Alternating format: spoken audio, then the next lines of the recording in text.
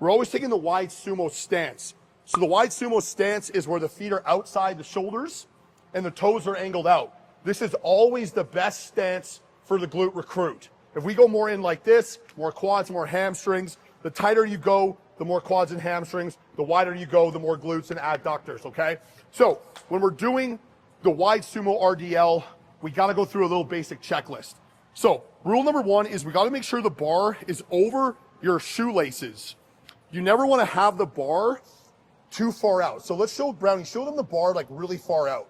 So if you start like that and you pull up, your lower back is gonna take the grunt of that.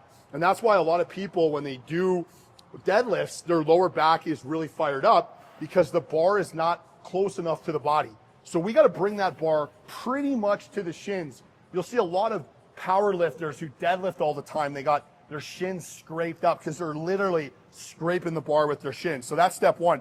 Now, step two is we gotta stick those glutes out. So the glutes are always gonna act in the high position. One of the most important things in a deadlift is you wanna think about your hip hinging. So squatting is up and down, it's a vertical plane, as in the deadlift is a horizontal plane. So as you'll see here with Brownie, her glutes stay high the entire time. There's slight bend in the knee, her core is nice and engaged. You gotta keep that core tight. Very, very important. Your lower back starts seizing up in these movements, your core is not engaged. So here we go, Brownie, grab the bar. Hands are gonna go inside. Perfect, inside, nice. Glutes are out, looks like great position. Let's bring the bar up and just stop in this top position. Okay, so stop right there. As you can see, the bar is about mid-quad. That's perfect starting position. Now, as she comes down, the glutes are gonna stick out. Pause right there. As you can see, we are not touching the ground. This is an RDL, not a traditional deadlift. You do not wanna touch the ground with the weight. When she comes down to mid-shin, she's gonna squeeze up through her glutes and hamstrings up to mid-quad. Show them a full extension up.